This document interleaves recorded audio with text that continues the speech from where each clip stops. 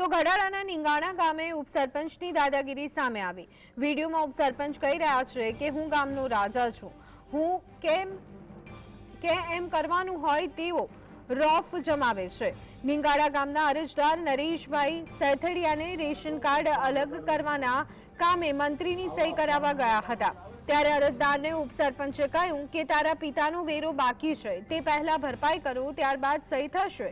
અરજદાર નરેશભાઈ સાથડિયાને ઉપસરપંચે સહી નહીં કરી દેતા તેમની પાસે લેખિતમાં માંગતા ઉપસરપંચ ગુસ્સે થયા હતા। ઉપસરપંચે કહ્યું, લેખિતમાં નહીં મળે, તારે જ્યાં જવું હોય ત્યાં જા, હું ગામનો રાજા છું, હું કહું તેમ જ થાય। આ સમગ્ર ઘટનાનો વિડીયો અરજદારે ઉપસરપંચની દાદાગીરીનો વિડીયો ઉતારી અને વાયરલ કર્યો હતો, તો અરજદારના આક્ષેપને ઉપસરપંચ ભાવેશ વિઠાણીએ ફગાવ્યા હતા।